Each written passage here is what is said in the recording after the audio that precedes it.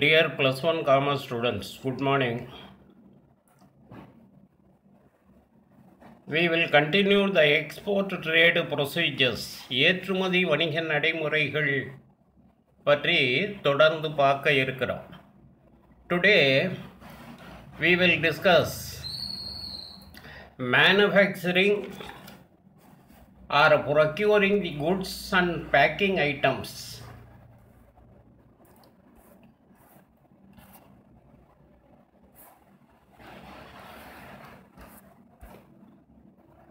Export inspection certificate and insurance of goods. Okay, we will discuss.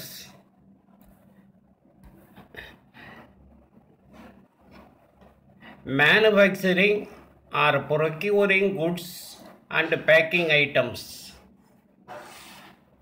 பொருள்களை ஏற்றுமதி செய்ய இருக்கின்ற பொருள்களை உற்பத்தி செய்தல் அல்லது கொள்முதல் செய்தல், அப்புறம் கட்டுமம் செய்தல்.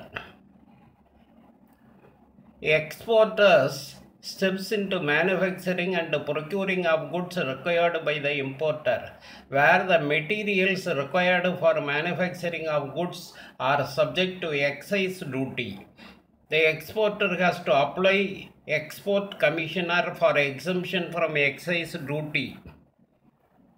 If the goods are meant for export along with the invoice AR4 or AR5 and other documents, the excise commissioner would issue excise clearance certificate if he is satisfied with the documentation made by the exporter. If the exporter has already paid the excise duty, he can get refund from the Directorate of Drawback functioning under Ministry of Finance. ஏற்றுமதியாளர் இறக்குமதியாளர் குறிப்பிட்ட பொருள்களை உற்பத்தி செய்தோ அல்லது கொள்முதல் செய்தோ வைத்திருக்க வேண்டும். ஏற்றுமதியாளர் இறக்குமதியாளர் குறிப்பிட்ட பொருள்களை உற்பத்தி செய்தோ அல்லது கொள்முதல் செய்தோ வைத்திருக்க வேண்டும்.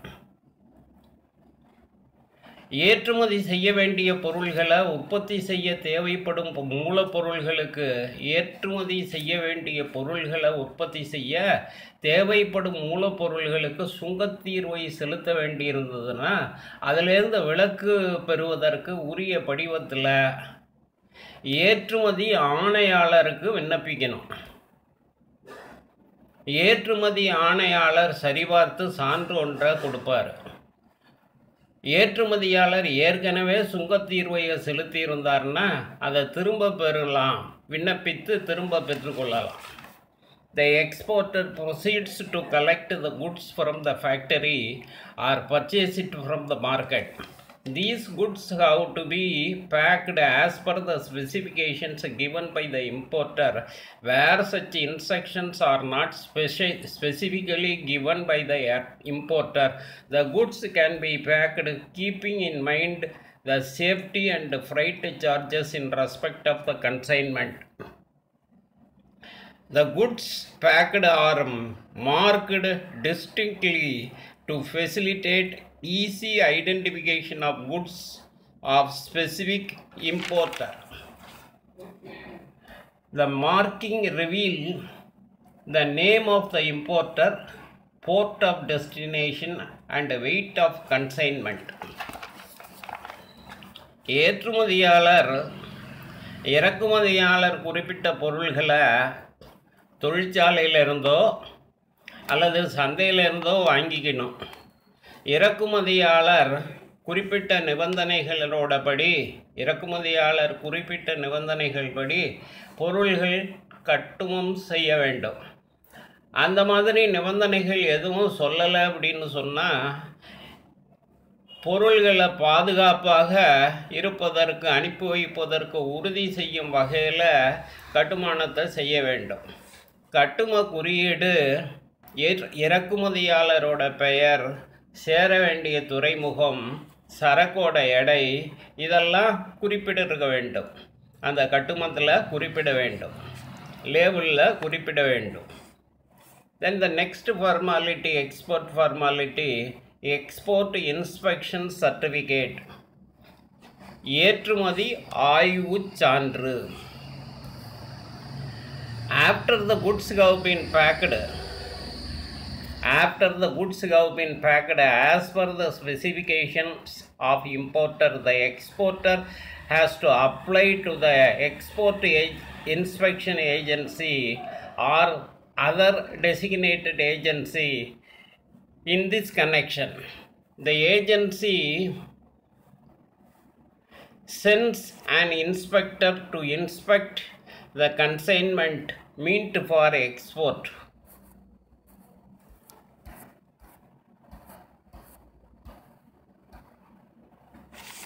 If the inspector is satisfied with the packing, he issues certificate mentioning that goods exported to specification made by the exporter. This certificate is termed as export inspection certificate. It is required by customs authorities for shipment of goods. பொருள்களை கட்டுமதி செய்த பிறகு ஏற்றுமதியாளர் ஏற்றுமதி ஆய்வு முகமைக்கு விண்ணப்பித்து சான்று வர வேண்டும். ஏற்றுமதி ஆய்வாளர் கட்டுமங்களை பார்த்து சரிபார்த்து திருப்தி அடைஞ்சார்னா அவர் ஒரு சான்று சர்டிஃபிகேட் கொடுப்பார். அந்த சான்று பொருள்களை காப்பீடு செய்வதற்கு பயன்படும். ஆகவே அது அவசியம் செய்யப்பட வேண்டும். அந்த ஆய்வு சான்று ஏற்றுமதி ஆய்வாளரோட சர்டிஃபிகேட் இருந்தால் தான் கப்பல்லையே பொருள்களை ஏற்ற முடியும். Then the next export formality is insurance of goods. Exporter has to arrange for getting the goods insured to protect them against the various risks like deterioration, collision, immersion, fire, entry of sea water, etc. as per the instructions of importer if any. ஏற்றுமதியாளர் சரக்கு அனுப்புறதுக்கு முன்னாடி உரிய நிறுவனத்தில் காப்பீடு செய்ய வேண்டும். கப்பல் சேதமடைதல், ஒன்றோடு ஒன்று மோதுதல், கப்பல் மூழ்குதல், தீ, கடல் நீர் கப்பலில் புகுதல் போன்ற இடர்களுக்கு எதிராக அந்த காப்பீடு இருக்க வேண்டும். Okay students, thank you.